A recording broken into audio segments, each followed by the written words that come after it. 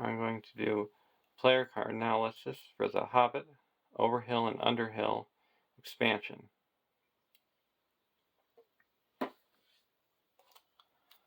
And there's a hero from each sphere. In tactics, we have Bjorn.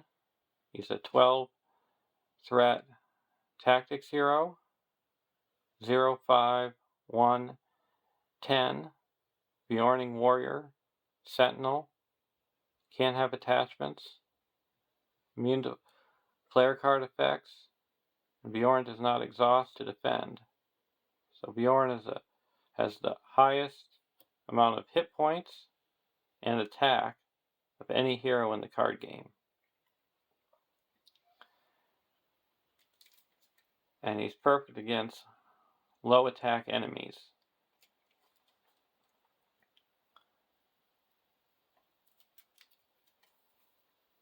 And he might be immune to player card effects, but there's cards like the Honor Guard that you can exhaust the Honor Guard to cancel 1 point of damage just dealt to a character.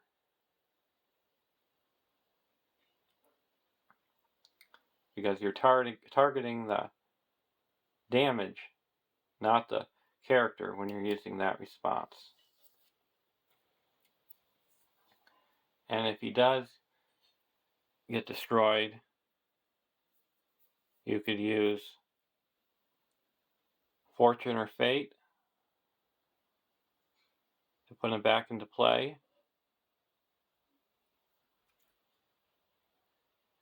You could use the Land Revolve to put him back into play, because it has a response that after a hero card is destroyed, return Land Revolve to its owner's hand to put that hero back into play with 1 damage on it. Because when the card is in your discard pile, its text box is blank.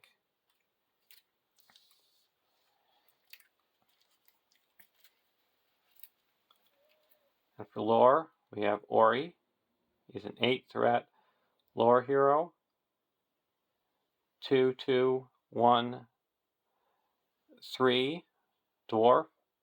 If you control at least 5 dwarf characters, draw 1 additional card at the beginning of the resource phase.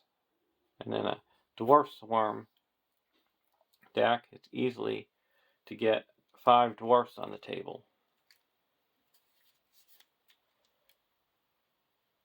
And leadership, we have Thorin Oakenshield.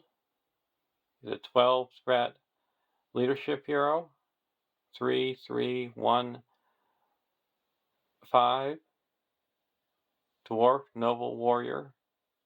If you control at least 5 dwarf characters, add 1 additional resource to Thorin Oakenshield's resource pool. When you collect resources during the resource phase. So both of these heroes get boosted when you have 5 or more dwarf characters in play. So when you have 5 characters, you'll be drawing an extra card and getting an extra resource. And in Spirit, we have Nori. He's a 9 threat Spirit hero. 2, 1, 2, 4 dwarf. Response: after you play a dwarf character from your hand, reduce your threat by 1. So he's the perfect threat reduction in a dwarf swarm deck. What you need to remember is it only works when you play it from your hand. If you play a dwarf card by an event, you won't get the threat reduction because it's the event that's playing the card and not you. And now for Bilbo Baggins. He's a 0 threat Baggins hero. 1, 1, 1, 3 Hobbit. The first player gains control of Bilbo Baggins. Bilbo Baggins can't gain resources from player card effects. If Bilbo Baggins leaves play, the players lose the game. So this is a special hero for playing the Saga quest that you get as a bonus hero.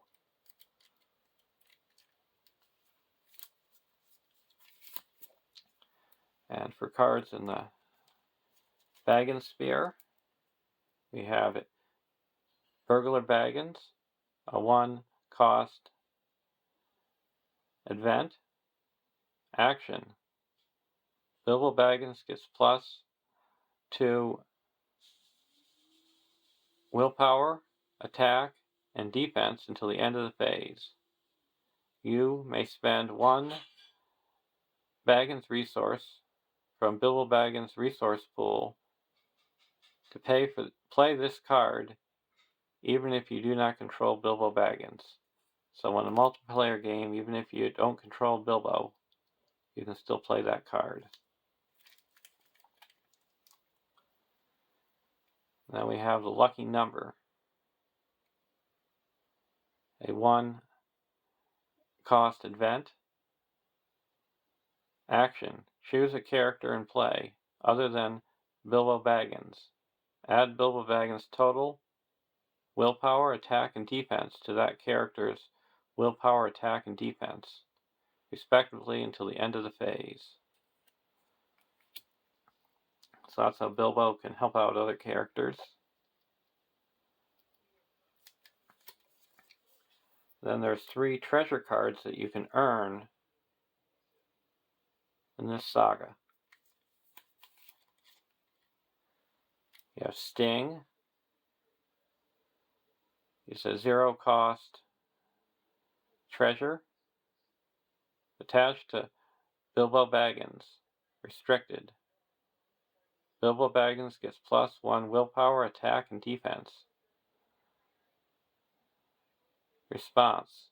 After Bilbo Baggins exhausts to defend, discard the top card of the encounter deck and deal damage to the attacking enemy equal to the discarded card's threat. So he's the perfect card for low hit point enemies. And we have Orcrist, a 0-cost treasure attachment, artifact item weapon, restricted, attached to a hero. Attached character gets +2 attack. Response. After attached hero destroys an orc enemy, add 1 resource to that hero's resource pool.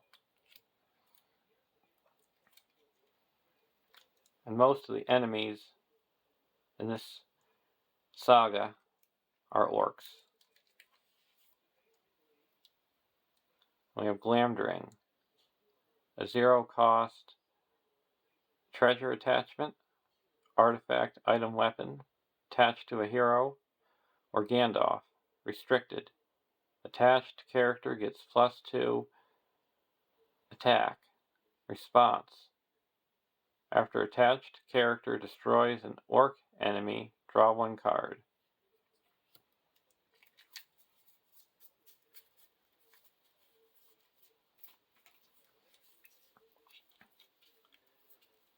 Now for tactics cards. We have Goblin Cleaver, a 0-cost tactics event.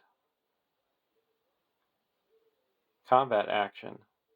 Exhaust a weapon card attached to a hero you control to choose an enemy engage with you. Deal 2 damage to that enemy. Deal 3 damage instead if the enemy is an orc. So you could exhaust one of these weapon attachments to play Goblin Cleaver. And we have Foe Hammer, a 0-cost tactics event. Response. After a hero you control attacks and destroys an enemy, exhaust a weapon card attached to that hero to draw 3 cards.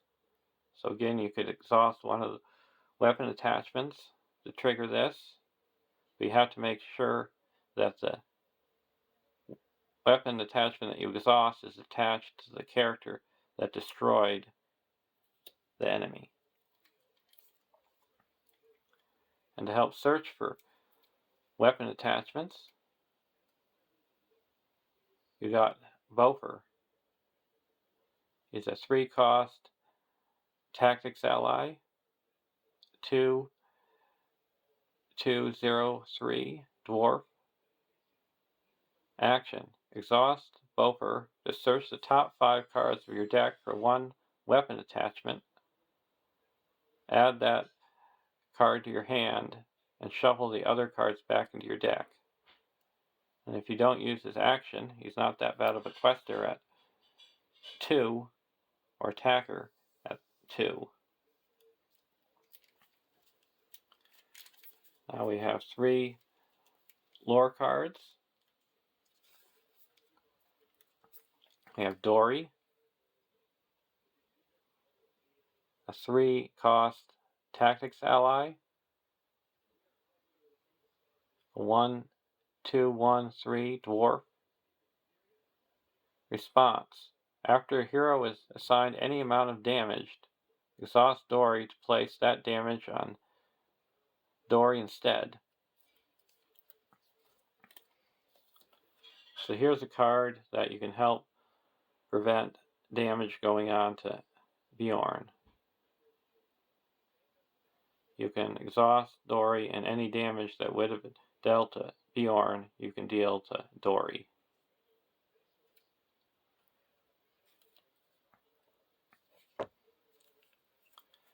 And we have Thor's Map. It's a 1-cost lore event attachment, artifact item attached to a hero. Travel action. Discard Thor's Map to choose a location in the staging area. Make that location the active location. If there is another active location, return it to the staging area.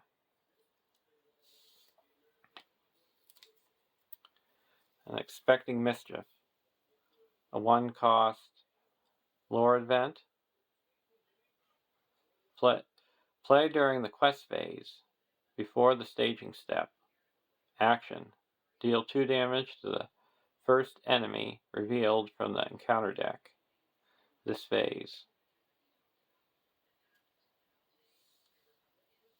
So that's a good card against low hit point enemies.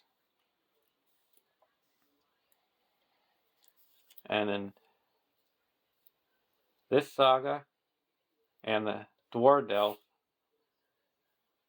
cycle, a lot of the enemies only have 2 or 3 hit points.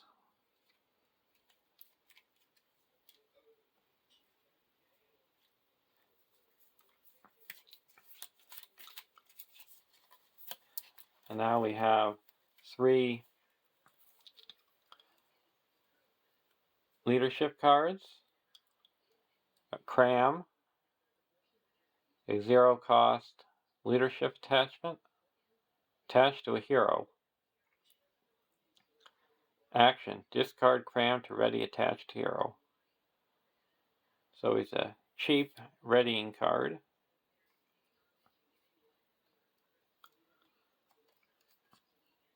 Then we have Very Good Tail, a 0-cost leadership event. Action. Exhaust 2 allies you control to shuffle your deck and discard the top 5 cards. Put up to 2 allies discarded by this effect into play under your control. The total cost of the allies put into play can't exceed the total cost of the allies exhausted to play this effect.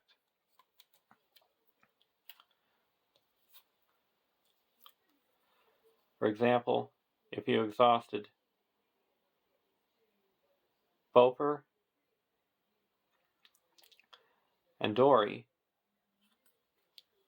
you could put up to 2 allies with a combined total of 6.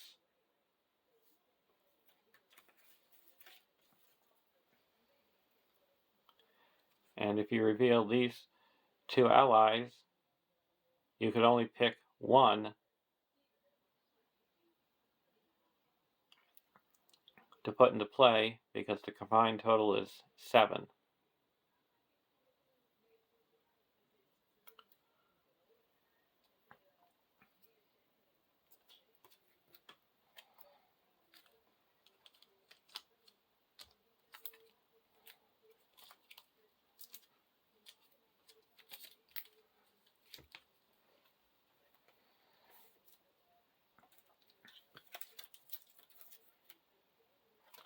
But if you revealed these 2 allies, you could put them both into play because the combined total is 5.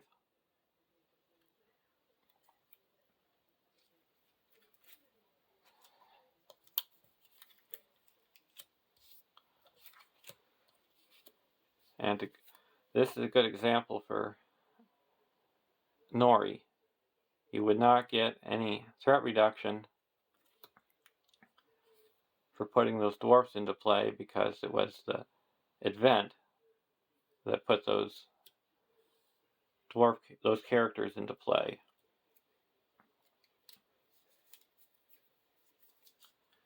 Then we have Feely,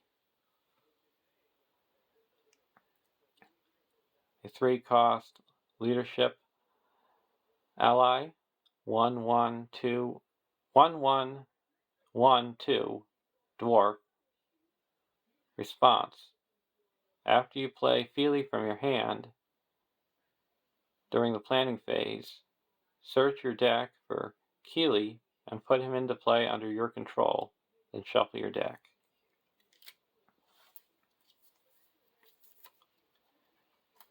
And Keely is a spirit ally, 3-cost, 1/1/1/2 dwarf with the same response. After you play Keely from your hand during the planning phase, search your deck for Feely and put him into play under your control, then shuffle your deck. So there's a quick way to get your 5 dwarf characters into play. So if you start with 3 heroes and you play Feely or Keely, and you search your deck and you find one of them, you put them into play, and there you got your 5 dwarves. Then we have a spare hood and cloak, 0-cost spirit attachment item attached to a character. Action: exhaust spare hood and cloak and exhaust attached character to ready another character, then attach spare hood and cloak to that character. So it travels around.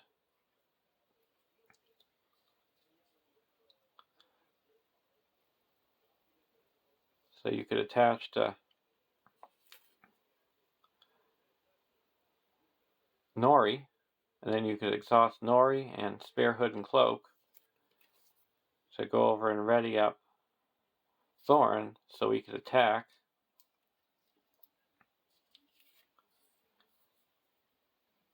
Then if you have characters with good defense, and you could exhaust a character that doesn't have good defense to ready that character that has better defense.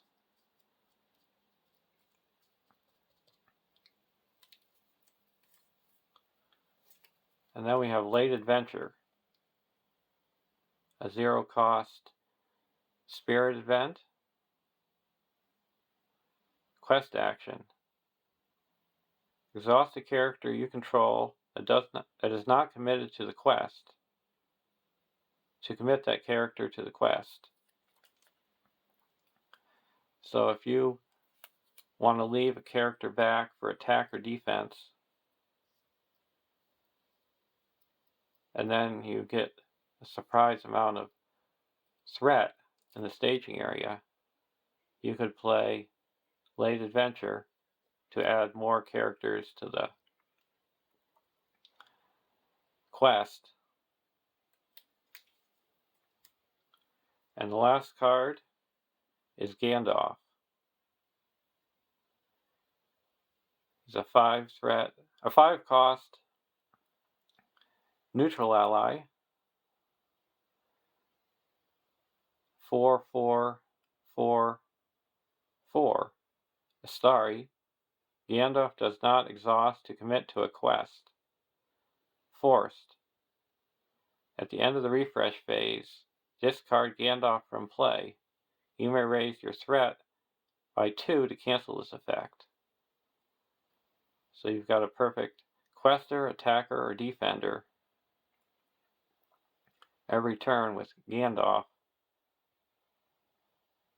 as long as you can pay the price of raising your threat by 2.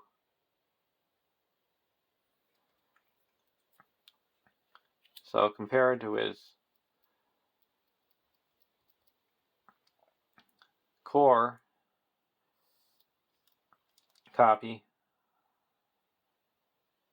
you can keep a way for him to stay in play, but he doesn't get all the bonuses when he comes into play.